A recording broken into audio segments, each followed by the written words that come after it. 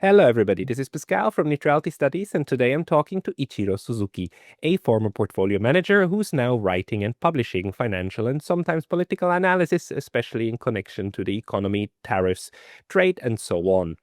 Today, we want to talk about Japan's and Asia's financial and economic challenges. So, Mr. Suzuki, welcome. Thank you. Well, nice to be here. Thanks very much for the invitation, Pascal. Fantastic having you. You worked for many, many years in the financial sector, and I was wondering, could you maybe tell us what, in the current tariff environment and Mr. Trump and so on, what is the number one thing that's currently occupying, let's say, Japanese politics and business? Um, that's a very broad question. I think that the Japanese politicians and the business world are at a loss. This is the whole new world for everyone. Totally unknown, unexpected, and we don't know how to deal with that. But having said that, Mr. Trump has shown that he is pretty much occupied with what's going on in the financial markets. So I'm working under the assumption that I'm investing under the assumption that he's not going to mess up the market too much. There'll be a short-term disruption, but over the long term, maybe 3 to 5 years, or next couple of years at least, there will not be too much of disruptions. Uh, so the markets are probably going to be okay despite the short-term volatility. Having said that, however, if I was CEO of a corporations, I just wouldn't know how to make investment decisions and capital investments. Where to put the factories, like Tim Cook may be doing for Apple in India, and Trump says, no, you can't do that. And if he ever decides to move the factory, move back to the United States, this takes a lot of time, more than a couple of years, maybe up to 10 years. So those who are running corporations cannot easily make decisions where to put the factories, where to make new capital investments, and this kind of things is going to be way on the economy in the U.S., Japan, or the rest of the world. So the economic activity is going to be relatively slow the next couple of years, I tend to think. And for Japan, I mean, Japan is also quite dependent on the US market, but also on the Chinese market. And Mm-hmm. United States trying to present this us or them kind of situation. Doesn't that cause real trouble right now for many corporations in Japan as well? Japanese corporations have been getting out of China for some time, for the last couple of years, since after COVID. So I don't think China is too much of a problem. But having said that, they must be moving on their way to moving their factory into Vietnam or place like that. And the current U.S. administration doesn't like it that way. So there must be a pressure to move the plant to the United States, move the factory to the United States as much as possible. So I just don't know how they're going to respond to that kind of request, implicit request. But doesn't this, I mean, even relocating factories to the United States, and I think Japanese corporations, especially the automotive makers, are thinking about this now. Doesn't that also pose significant risks in the future that then exports from there might get slapped again, let's say with tariffs by the European Union or reciprocal tariffs? Is this tariff environment something that Japan has any experience in? Or let me ask it differently. Like Japan in the 1980s was under a lot of pressure from the Yeah. United States Mm-hmm. economically. Is that experience anything that kind of informs current Japanese economic policy approach? Yes, it is going to affect a lot on particularly on on the auto industries. Toyota appears to be determined to protect some jobs in Japan, particularly in the Nagoya district, in the Chubu Nippon district, central part of Japan. But they are so much engaged in maintaining employment in this country, uh, whereas at the same time they are manufacturing a lot of cars in the United States and North America, and they have done what is possible so far in the U.S. and Canada. But under the pressure that they might have to choose to move more factories, more production to the United States, and that is going to put the pressure on employment in this country. And I'm kind of worried about it. Toyota as a whole, as a corporation, probably should be doing okay, better than okay. But there'll be a lot of pressure on the Japanese economy, assuming this is going to progress in a wrong fashion. And do you have any signs that Japan will try to more closely coordinate now with China, South Korea, or the ASEAN countries, like in response to what came out of Washington over the last couple of months? Um, it doesn't seem that way for the Japanese government. It looks that the Japan has determined that has made a decision that we are going to be the allies of the United States. Mm. And so far, that the Washington has not put too much unreasonable pressure on the Japan on the security front, as opposed to what's going on in Europe. So on this front, we must be Japan must be doing all right. But so we got more time, but nevertheless, if something like a 25% tariffs on cars are exported out of this country to the United States prolongs, um, maybe Toyota is going to put up with the 25% tariff for some time. But if they decide that this is going to last for a long time, they may put more factory in the United States, and this is going to affect the Japanese economy over the long term. And in recent days, we had the news that the United States finally signed off on Nippon Steel buying U.S. steel, and Mm-hmm. this was a deal, or this was a merger, an acquisition that was in the works for many years. Do you interpret this as a concession to Japan, or do you interpret this as a change of U.S. policy, or how do you make sense of this reversal now? Um, I just don't know what the ultimate deal is. There's a lot of speculation. No one has seen any finalized documents on what's going to happen with the Nippon Steel and U.S. Steel. But if the Washington made a decision to allow the merger to go through, at least they have to save themselves. They have to save their face to be able to say something to their MAGA base. So they have to look good on that deal. And the Nippon Steel might have to make a concession on that front. As in, you think it's going to be a masquerade, like the US will sell it as a big victory when in fact this is Mm-hmm. Nippon Steel just gets its way. Is that the point? Um, I just saw a headline, but I haven't read the detail. But there's a news the headline about golden shares or something to be held by the U.S. government, and that shareholders might have ultimate say to what's going on the acquired U.S. deal. So that kind of thing. Uh, okay, so we need to wait for the actual document to understand how the structure will look like. But um, what about the financial sector, which you are most familiar with? Do you know from your colleagues and so on in Japan, is everybody nervous at the moment, or is this actually a moment of opportunity for in investment and portfolio management? Um, are you talking about the investment front or banking operations? Um, which one of the two do you think is impacted by more by the current situation? Um, Either way, I don't think the financial sector is going to have much of a problems. Um, Japanese banks don't have too much of a presence in the United States. Don't have too much of a physical presence.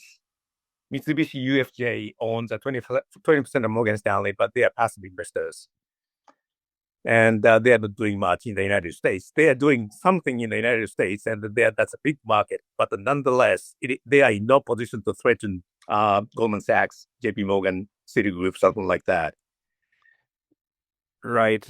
So the Japanese banking sector is not too exposed to any risk emanating from Washington in that case. Um, I don't think there's too much risk in it. It's about the manufacturing. Mm. Uh, and So do you see any changes at the moment of how um, of the allocation of capital, in order, let's say, moving to gold, or allocating capital in treasury bonds, or some actors dumping certain bonds versus others. Is there any kind of big movement going on in the markets at the moment? Um, I don't think it is. There was a bit of a movement on a global basis a couple of months ago, getting up the US assets. Uh, the US assets, either bonds or stocks, had a very strong run since 2008, in the middle of the financial crisis. And the outcome has been so much stretched to such a long period. So it's reasonable to have some correction getting out of it. The US stocks were overvalued and then bonds were overbought, probably. So it's kind of reasonable to make a move to the European assets, Japanese government bonds, whatever. And and then these Japanese bonds and so on. I mean, there's a lot of talk about Japan's national debt, Yes. debt to GDP ratio. And depending on who I talk to, some people tell me, "Oh my God, Japan is about to fiscally collapse," and other people say like, "No, it's no problem because all of those debts are held in Japanese yen, therefore everything is fine." What? How do you look at Japanese debt? Um, Japanese Japan has been facing this kind of debt situation for 30 years. Mm. Already in the middle of the 1990s, some people are talking about imminent default or collapse of the bond market, but it hasn't happened yet. And that said, that Japan cannot be complacent on this thing. Um, Already that the 10-year government bond yields, no, at least the 30-year government bond yields is trading higher than the China's these days. Mm. So there's a change of guards. So 10-year bond yields are trading higher than China. That means that I haven't checked the last numbers, but 10-year government bonds at one point was trading higher than China's. It, but the 30 years of this definitely. so sorry, is that a good thing or a bad thing? Help me because I'm not aware. That's the two things that the Japanese debt situation is getting. Not we cannot be too relaxed about Japanese debt situations. 30-year government bond there, the government bond yield is running over 3%, which is pretty high. Which is the interest rate the Japanese government has to pay on those bonds, right? Yield to maturities, not the coupon bonds. Okay. Yeah, those who buy Japanese government bonds, Japanese government 30-year bonds, will collect at 3% if they hold it Right. 30 years until maturity. Yeah. That's And what it means. right. So that's a cost for the government. That's cost for the government. Yeah. So And that's higher than China's these days.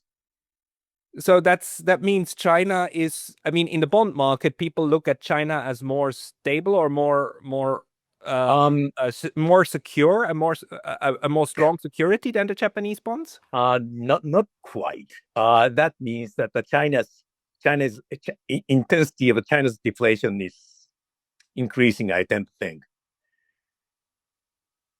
Yes, deflation has been going on in China for some time, whereas that Japan is at the exit of the deflation, or we may be out of it already by now. Yeah, there's definitely inflation going on in Japan. I've known Japan for 20 years, and for the first time about 3 years ago, I've seen prices rising a Mm-hmm. little bit, but Yes. not across the board and not everywhere. But the so it's the increase in this bond yield. Do you think this is a general reflection of general price increase in Japan?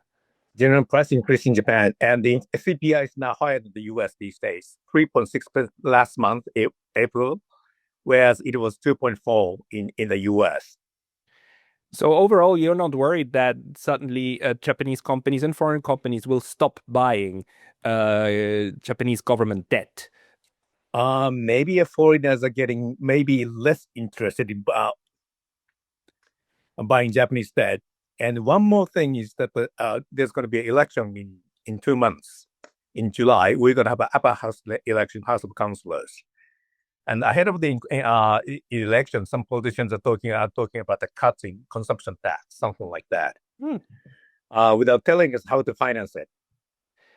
I mean, the consumption tax was increased 6-7 years ago from 8% to 10%, right? Yes. I mean, it would be nice if it went back again to 8, or what's the talk about? Because of the rising prices, in particularly in food, some politicians talking about cutting it, maybe eliminating it on foods, which is going to help average households. And the rice price in Japan got quite crazy and out of hand. It has doubled over the last 12 months. This is but there's also a very strong subsidy going on by not a subsidy, sorry, tariffs. The Japanese government puts tariffs on foreign rice. Why is it that the Japanese government has not removed a lot of these tariffs yet in order to bring in more rice from the outside? I mean, Thailand is just waiting. They're just waiting. They have all that rice. Yes. There's a vested interest from the farm sectors. And that sector has a strong border base for the LDP, so they have to listen to them. But even they are surprised by the price of rice, because I mean, at the same time, the Japanese government is talking about releasing, or has already released strategic reserves. They have strategic rice reserves, and they release those to bring down the prices. Yes. Why is that one okay, but bringing in foreign rice for sustainability of the market is not? One frequently used to talk about the word is the food security. Food security, yeah. Food security, and a lot of people are fussy about it. And I think that Japan is feeding ourselves only 36% of the food we consume grown in this country, and the rest being imported. And the rice is supposed to be the last cornerstone to defend the food securities. So it's basically a major staple that we eat in this country. So it has to be grown by the hands of the Japanese farmers. That's what they say. So this is more of an ideological decision rather than an economic one. It looks to me, it looks like a very ideological. Right. But do you think this increase in rice price has secondary effects on other products, or is the increase in rice price just the mirror image of the increase in oil prices and so on production costs? Yeah. Japanese rice. One part of the reason that the Japanese rice prices are rising is that the production costs are rising too. The cost of energy, for instance, and the cost of some part-time workers, labor, wages, and machineries and fertilizers and those kind of things. Everything is going up these days. So production costs must have gone up by some percent, maybe 25%, 30%. I wouldn't be surprised. And what's your overall outlook of the Japanese workforce? Because Japan is the fastest aging country in the world, and the average age of farmers these days is, I think, it's around 67 years. Yes, almost 70. Almost 70. What's your outlook for that? I mean, in my view, I always thought the resistance to outside farming products will automatically come down once this average age goes up, but so far that hasn't happened. Is Japan bringing in more foreign labor at the moment in order to help out in this sector? Not in the farm sector to the extent that I know, but what's going on in the farm sector, agricultural sector, particularly in rice growing sector, is that there are not many people who are interested in running farmland to grow rice. So from those small farmers, small part-time aged farmers, that they are going to rent the land to expand their territory to grow the rice. So there'll be a smaller number of farmers in the future, definitely. But this country probably be able to maintain a relatively same level of production base for rice, I tend to think. Right. And other parts of the economy? Like, is the labor because labor shortage? I see it around here. I see everywhere in the store signs for help wanted. Right, Yes. it's quite present. Is labor shortage something that Japan really struggles with at the moment? Um, Maybe some some companies must be struggling with that for some time, but I tend to think it's a good thing. Mm. Wages are growing, and with a higher wage cost, the company is going to be more productive for sure, getting everything more automated. And this hasn't been done for the last 20, 30 years. They have not put too much capital in automations or making things better in production wise. Yes, that So the labor shortage is basically catalyst for higher productivity. right, right. So and that's true. There's a lot of administrative overkill in a lot of Japanese companies, Hmm. time and again. But uh, the the you're not too worried in that case about the factors of production for Japan. I mean, access to energy is still there and a given. Access to financial markets still there and a given, and even labor, you're saying, is not a huge problem, or is it? Labor is a problem, but I think that given the Japanese economy has been in deflation for 30 years, nearly 30 years, I think that the labor shortage is the one factor that's going to get us out of the deflations, which itself is a good thing. Right. And Companies deflation pay has, more. yes, the deflation has been keeping the so-called zombie companies for a long time in the economy, putting their productivity down for such a long time. And eliminating these companies are going to be one of the process to be more productive. Right. And do do you think that then the Japanese also are going to look for more markets again abroad? I mean, one of the big shocks, of course, for the of the Trump tariffs was because the United States is such a large market. But now that the Japanese yen is coming down, or it has come down significantly over the last 4 or 5 years, right? It has lost almost 30-40% of value, also compared, let's say, to the Thai baht. Do Mm-hmm. you think this is opening up new potential markets for Japanese products that can now markets that could afford these products now in Southeast Asia and also China? Yeah, I'm hoping that the Japanese products are going to be competitive in Southeast Asia, but that's where the Chinese exporters are making a strong inroads into it. It Right, right, right. Competing with China on global markets is notoriously difficult. And what's your prediction for the Japanese yen?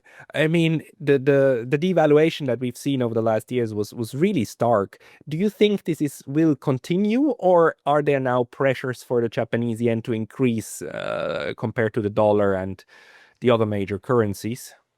um I don't have a strong view about the direction of the Japanese yen, but I tend to think that it is not going to rebound too much. And that's I have to come back to the issue of the Japanese government bonds, debt issues. And the Ministry of Finance obviously have been making a pushing foreign investors to buy more Japanese government bonds because of demand, because the supply is going to be increased anyway. Yeah. And And for them to buy it, either the currency has to be more attractive level, or interest rates have to be higher, or both of them. one of the theories I've heard of why the Japanese yen depreciated so much over the last years was that due to the the Bank of Japan, the Bank of Japan's decision to go for quantitative easing, Yes. um, and to flood also the markets, and the government flooding the markets with bonds and so on, the Japanese, while at the same time interest rates were so low in Japan, that led a lot of people to use their Japanese yen denominated assets, convert them into US dollar assets, and then invest in US dollars, which have higher yields. Is that what happened? Do you see it like this as well? I think that still is a big factor. As I said, that the inflation in this country is now higher than the US these days. Mm. And at the same time, that real interest rate is still negative in Japan. Japan is the only country that that has a negative real interest rate. CPI is 3.6%, whereas the 10-year government bond yield is 1.6, 1.5, 1.6%. Can you explain to me what the real interest rate is? Inflation adjusted interest rate. Ah.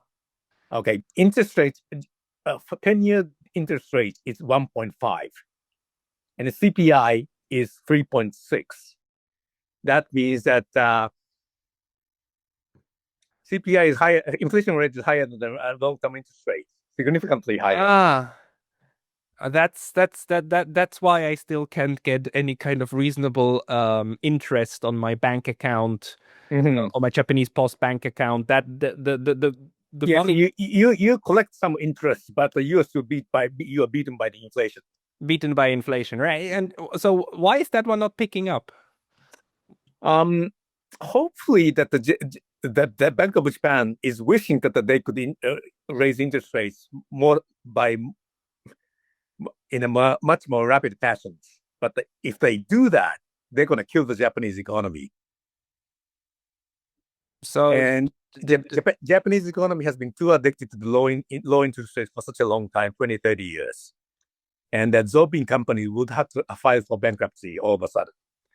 because a lot of these companies made investment decisions based upon the prediction that interest rates are going to stay low, and if they go up, then their mortgages and so on are going to blow up and Yeah, they basically borrow too much to stay afloat. Mm. And if rates go up, then all of a sudden that they will have to fold. Yeah. They have to declare for bankruptcy. But that means consumer. I mean, if the consumer price index is so high, but real inflation is real interest rates are so low that also Japanese consumers cannot really expect to have much more money in their pockets in the short run, right? Yeah, that's exactly right. So doesn't that mean Japan is stuck to a large extent in a higher inflation and interest rate environment while still like capital remains at where it is? Yes. So, um, do you think the government can fix, or do you think the government wants to fix that somehow? I mean, you were talking about the maybe reducing the sales tax in Japan. That must be one of the efforts. But do you hear of other efforts to bring back, consumer strength to the economy? Um, yes, if their consumption tax is eliminated or cut on the food, that is going to please the consumers in a short time. But that's going to put the pressure on the bond market too. If you were prime minister, what would you do?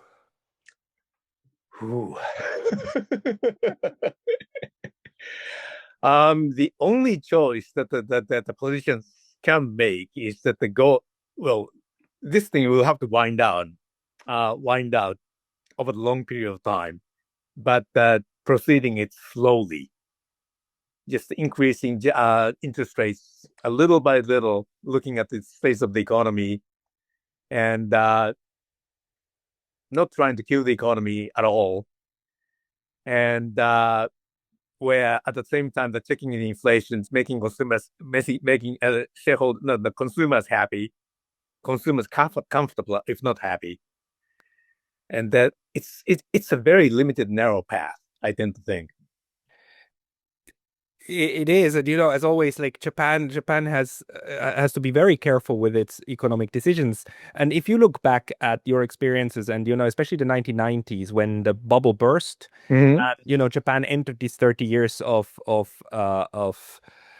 deflation. Do you think now Japan is in a stronger, better position than in the 1990s, or were the 90s still like a more hopeful situation for Japan than now? Um, Looking at that for 2025, as we are in the 2025, and 30 years after the burst of the bubbles, we are in a better situations. Japan has come down quite a bit, and Calm everything down. yes, come down quite a bit. Japanese economy was one of the second largest economy in the United States. Japan was one of the richest country in the world, and we are down to something like a 30, well, number 30s in terms of per capita GDP. It hasn't done anything for 30 years, and but the Japanese economy did make a lot of adjustments over the 30 years, and the Japanese corporations have finally learned how to operate in the digital economy.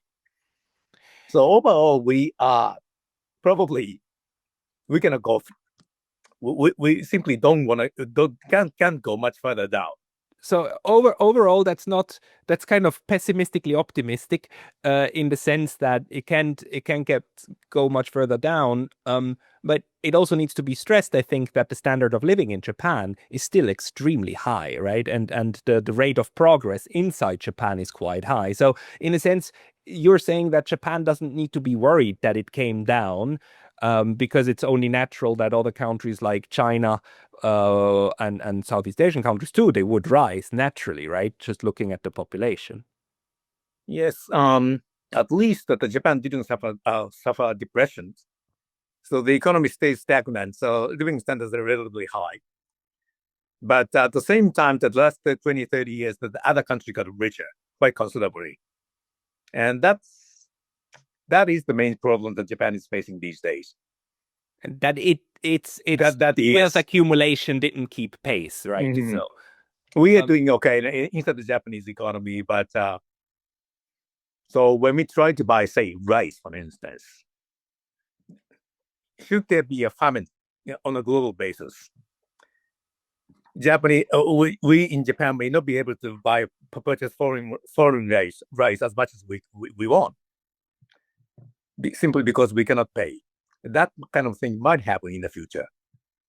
right. But for the immediate environment, you don't see the any huge risks. Or let me ask you differently. One of the factors of production that Japan is very dependent on is foreign is oil and Mhm. gas and Yes. energy, right? Japan Mhm. isn't self-sufficient in energy. Um, do you think the changes in the energy market, especially the oil market, are affecting Japan right now? And what is Japan doing against this, or to keep access to foreign oil sources? I don't think Japan is doing much. Hmm. Perhaps that under pressure from the United States, that Japan may choose to buy natural gas from Alaska. That's what the Trump administration has been making a push last couple of months. And the Japan was 3 years ago. Japan was talking about abandoning the projects in the Sakhalin with Russia, Mm-hmm. to join the Yeah, right. extraction projects, and in the end they didn't. I mean, Mitsui and Mitsubishi are still invested in those positions, as far as Mm-hmm. I understand. Do you think that in the future, again, like joint exploration of fossil fuels with Russia is going to be again something that Japan will be doing, even though right now they're very quiet about it? Um, it's kind of difficult to make that kind of thing with Russia these days. Mm. Yeah, so handling things began long time ago, and after the Ukraine invasion by Russia, that it's kind of a difficult thing to do. Right. So there are no talks that you hear about that, this should be re-explored again, because, like, for the case of Germany, there are certain sectors who say, like, we should explore reopening Mm. Nordstream, right? Yeah, For Japan, the Sakhalin project is a little bit of a different but similar case. yeah, similar case. But yeah, what I hear these days, it's the natural gas from Alaska. Mm. Yeah, not on the pipeline, but probably on a LNG basis. Yeah, but that will be very expensive, right? It's Yeah, expensive energy. Um, so that would only put more pressure on price increase in Japan. it might. Right. Um, okay. Is there anything else that you think foreign viewers should keep in mind when they think about, or when they want to explore how Japan's economy is doing? Um, well, Japanese economy. Well, looking at the Japanese economy compared to the rest of the world, it's been terrible for a long time. But at least compared to perhaps against China, it's not bad. as I said, that the Chinese long-term interest rates are now higher than Japan on a very long-term, on a long end. That means that the deflation in Japan is intensifying. Mm. And that's going to put the pressure on the banking system for quite some time. China is a state-owned bank, so there may not be too much problems, but they can keep going on. But that's going to be a problem for China for some time. And compared to Germany, for instance, that Germany has been pretty dependent on exports. Yeah, particularly within the European Union and China and the United States. And they are facing tough time these days. And they are under pressure to increase the defense spending. So that's going to put the Germany into a tough spot for some time. It's going to be very difficult to manage that country in the next couple of years. But for Japan, isn't it the same story? Isn't the pressure also quite high on Japan, also like to increase its defense spending? Looking at but that kind of pressure is probably, it looks lower from the United States compared to on the EU. So this is a relative things that Japan looks somewhat better than Europe these days, which I'm very glad about. So overall, it's still, the outlook isn't that negative. Mr. Suzuki, people who want to follow your writing, they should go to your blog, I suppose. Yeah, my writing is published by a research institute run by a friend of mine, and EastAsianStudies.org, right? Mm-hmm. Yeah, that's done by a friend of mine in New York. He's a Chinese American. Okay, I will put those links into the description. So there you publish in English, like updates regularly. Is there any other place where people should go to find you? Oh, if not, then I'll just put this link into the description. No problem at all. Thank you very much. You can, if someone is interested, but you can give them my email address. Okay, if anyone wants to talk to you, please write me an email and I'll forward you to Mr. Ichiro Suzuki. Mr. Suzuki, thank you very much for your time. Thank you very much. Nice to meet you.